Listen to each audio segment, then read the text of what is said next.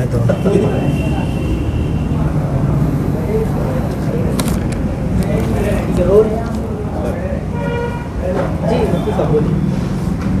बिस्मिल्लाहिर्रहमानिर्रहीम नहमदुहु व नुसल्ली अला रसूलिहिल करीम अम्मा बाद।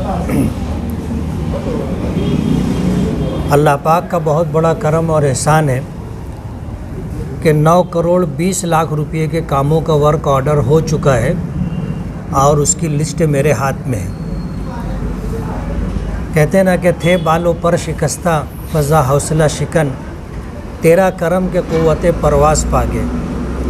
इन 9 करोड़ 20 लाख रुपये में 5 करोड़ रुपया आमदार निधि है और 4 करोड़ 20 लाख रुपया नगर उत्थान से लिया गया है, कुछ फंड नियोजन समिति का है।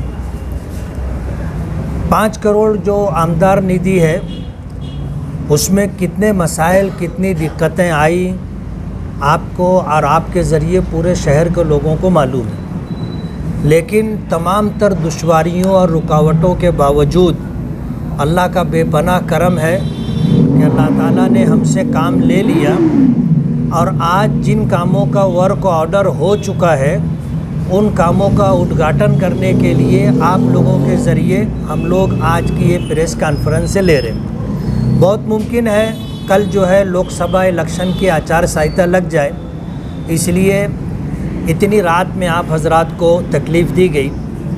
9 करोड़ 20 लाख रुपए के कामों का वर्क ऑर्डर हुआ है।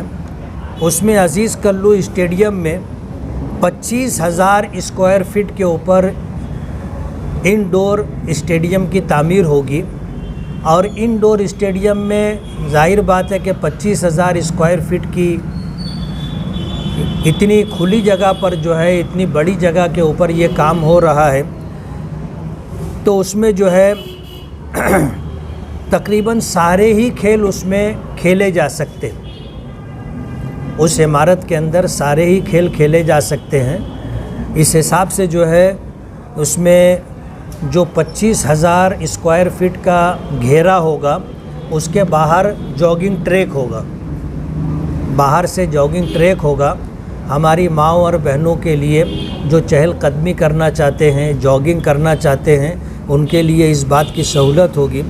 और उस एरिए के अंदर वॉलीबॉल बोलो, कबड्डी बोलो, खो खो बोलो, बैडमिंटन बोलो, टेबल टेनिस बोलो, बास्केटबॉल बोलो, ये सारा खेल उसके अंदर हो सकता है। ये 2 करोड़ रुपये के बजट से ये काम होगा, जिसके ताल्लुक़ से लोग दावा कर रहे थे कि ये हमारा लाया हुआ फ़ंड है, लेकिन किसका फ़ंड है और कौन काम करवा रहा है, आज हमको वर्क ऑर्डर मिल चुका है, हमारे हाथ में है और हमारे ज़रिए वो काम होगा। गट नंबर 130 में जॉगिंग ट्रैक बनेगा 50 लाख रुपये के बजट से। कुल्लियतुत ताहिरात मदरसे के सामने जो जगह है गार्डन के लिए रिज़र्व है, उसमें 30 लाख रुपये की बजट से वाल कंपाउंड बनेगा, जिसका ठेका वर्क ऑर्डर हो चुका है और वो कारपोरेशन के फ़ंड से वाल कंपाउंड होगा। और नियोजन समिति से उसमें 50 लाख रुपये का जॉगिंग ट्रैक हमने अंदर डाला है, जो इंशाअल्लाह लाइट और तमाम तर सहूलियात के साथ होगा। गट नंबर 98 में मौलाना उमरैन चौक के पास बनारसी ग्राउंड के पास 1 करोड़ रुपये के बजट से गार्डन बनेगा, जिसका वर्क ऑर्डर हो चुका है। इंशाअल्लाह उस काम का भी उद्घाटन होगा। हसनपुरे में 50 लाख के बजट से सीमेंट कंक्रीट रोड होगा, जो रज़ा चौक से लेकर के आगे मशरिकी इकबाल रोड तक जाएगा।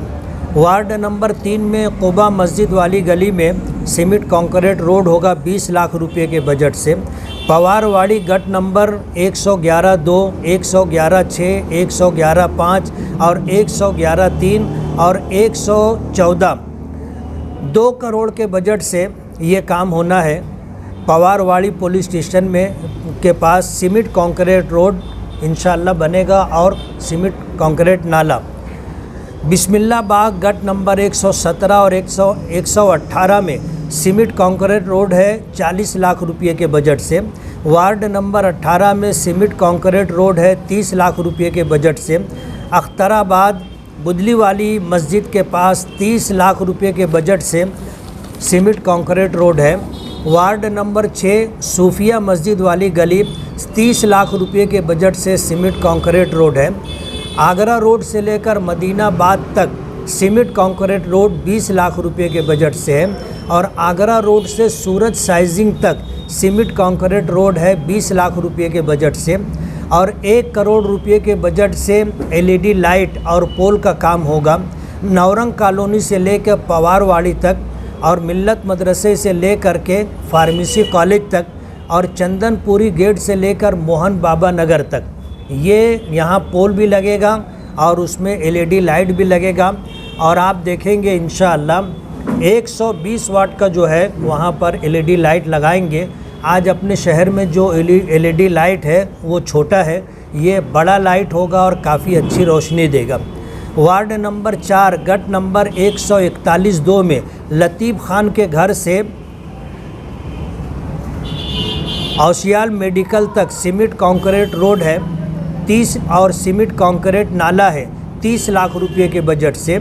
इस तरह जो है तकरीबन 9 करोड़ 20 लाख रुपए के फंड से ये 14 काम होने हैं। इसके अंदर 5 करोड़ रुपया जो है मेरी आमदार निधि है और कुछ फंड नगर उत्थान का है और कुछ फंड जो है पर्यटन का है जिसमें गार्डन बनना है। तो ये इतने कामों का जो है आज हम उद्घाटन कर रहे हैं और आप लोगों के ज़रिए से एक रिकॉर्ड बन जाए। हो सकता है कल लोकसभा इलेक्शन के पेश नज़र आचार संहिता लगे। इन कामों का वर्क ऑर्डर हो चुका है। इंशाअल्लाह अपने अपने वक्त पर ये सारे काम होंगे। कारपोरेशन की तरफ से आज रोड पर जहां अंडरग्राउंड ड्रेनेज का काम होना है या पीने के पानी की पाइपलाइन डाली जाने वाली है उसके पेश नज़र कमिश्नर ने स्टे दिया है। लेकिन जहां जहां ये काम अंडरग्राउंड ड्रेनेज का और पानी की पाइपलाइन का काम नहीं होगा वो सारे काम इंशाअल्लाह हम लोग बहुत जल्दी शुरू कर देंगे। कमिश्नर से हम लोगों की बात चल रही है। कमिश्नर से हमने यही बात कही है कि जिन कामों का वर्क ऑर्डर हो चुका है अगर वहाँ पर आप अंडरग्राउंड ड्रेनेज और इसी तरह पानी की पीने की पाइपलाइन डालने वाले हैं तो वो काम प्रायोरिटी पर पहले करके दें ताकि हमारा ये काम जल्द से जल्द शुरू हो सके और किसी किस्म की दुश्वारी और रुकावट ना हो। अल्लाह का बहुत बड़ा एहसान है, अल्लाह ताला काम ले रहे हैं। आने वाले दिनों में बड़े बड़े काम होने वाले, लेकिन जिन कामों का वर्क ऑर्डर नहीं हुआ है आज हम उसके ताल्लुक़ से कोई बात नहीं करेंगे। वजह उसकी ये है कि जब वो उसका वर्क ऑर्डर हो जाएगा फिर हम प्रेस कॉन्फ्रेंस से ले करके उन नए कामों के वर्क ऑर्डर के बाद इंशाअल्लाह फिर आपको बुला करके आपके ज़रिए से इंशाअल्लाह लोगों तक अपनी बात पहुंचाएंगे। आप लोगों का बहुत बहुत शुक्रिया।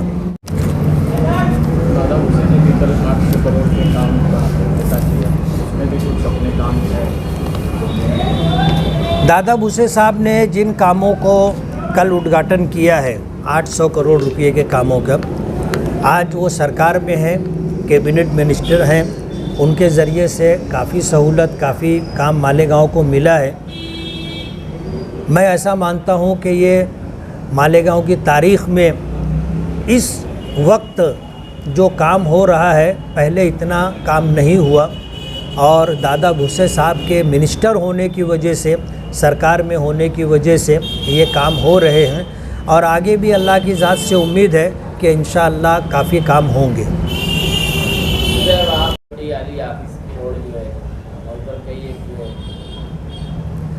ये ख़बर है हम लोगों को।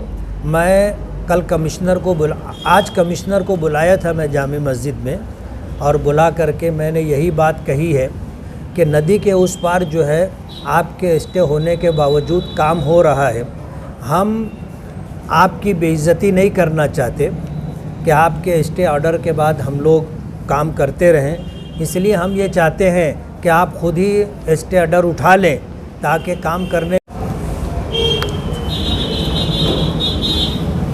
लोकसभा का बीजेपी का उम्मीदवार डिक्लेयर ये भाई डॉक्टर सुभाष भामरे हैं जिन्होंने मालेगांव के मरीजों को दिया लाने से मना कर दिया और मालेगांव शहर में वो 2 बार अंतर रहे, लेकिन 5 पैसे का काम उन्होंने हमारे शहर में नहीं किया। तो क्या लगता है?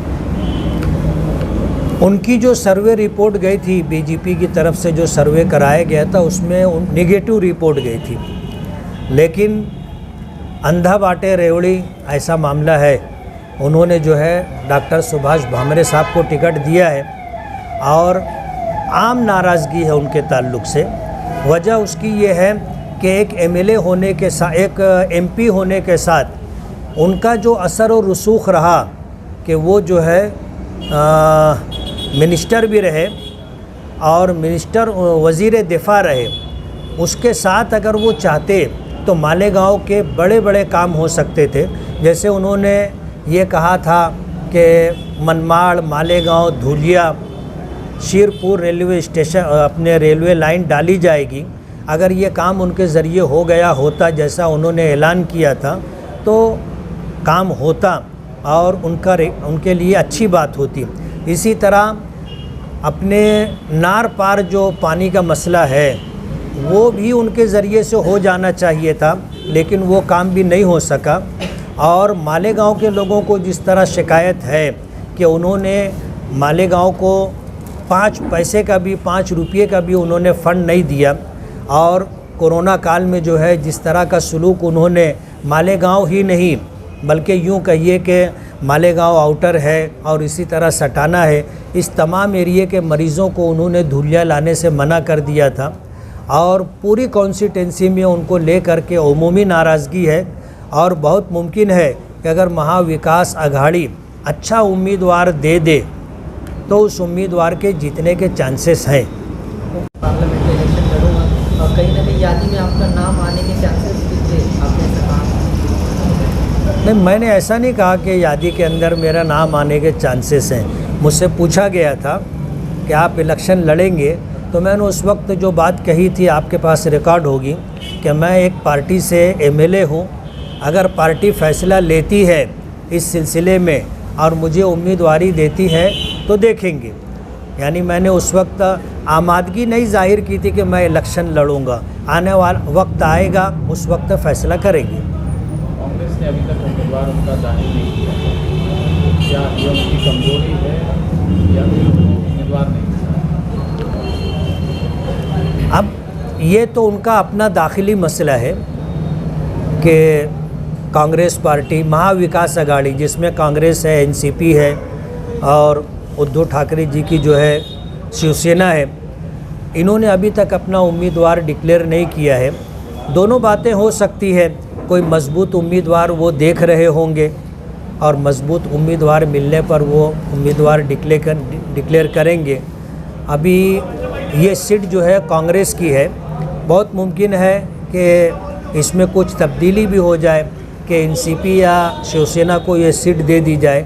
ये तो आने वाला वक्त तो बताएगा, लेकिन ये कि अगर मजबूत उम्मीदवार देते हैं तो भामरे साहब के ताल्लुक़ से जो नाराज़गी है, जिसमें आज महाराष्ट्र के अंदर मराठा रिजर्वेशन भी है और इसी तरह मरकज़ी हुकूमत की जो किसानों को लेकर के पॉलिसी है, उस पॉलिसी की वजह से किसान तबका भी उनसे नाराज़ है और इसी तरह रिज़र्वेशन को लेकर के उनकी पॉलिसी को लेकर के एससी है, एसटी है, आदिवासी है, ये लोग भी उनसे नाराज़ चल रहे हैं।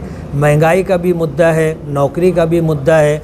अगर सही तरीके से इलेक्शन लड़ा जाए और सारे मुद्दे अगर लोगों के सामने रखे जाए तो इलेक्शन में नतीजा कुछ का कुछ आ सकता है। मजलिस का क्या स्टैंड होगा? जैसे एक तरफ इंडिया इत्तेहाद है, एक तरफ बीजेपी है, मजलिस क्या फैसला करेगी? हमारी AIMIM के कौमी सदर बैरिस्टर असदुद्दीन ओवैसी साहब ने पिछले दिनों महाराष्ट्र में लोकसभा के इलेक्शन को लेकर के बयान दिया था कि अपने इस महाराष्ट्र के अंदर 5 उम्मीदवार 5 जगहों से वो खड़े कर सकते, जिसमें धुलिया मालेगांव की सीट भी है। लेकिन अभी तक इस सिलसिले में पार्टी के ज़िम्मेदारों से मेरी बराह रास्त तो कोई बातचीत नहीं हुई है। अगर MIM का उम्मीदवार नहीं रहता तो फिर आपका स्टैंड? MIM का उम्मीदवार नहीं होगा तो हम MIM के ज़िम्मेदारों से बात करेंगे, उनके फैसले पर जो भी होगी पार्टी पॉलिसी उसको अपनाएंगे। नहीं, मुझे कोई टिप्पणी नहीं करनी। वो अल्लाह का बंदा मेहनत कर रहा है, दुआ है कि उसकी मेहनत बारावर हो और मुल्क को बदनसीबी से निकल करके कामयाबी के रास्ते पर जा सके।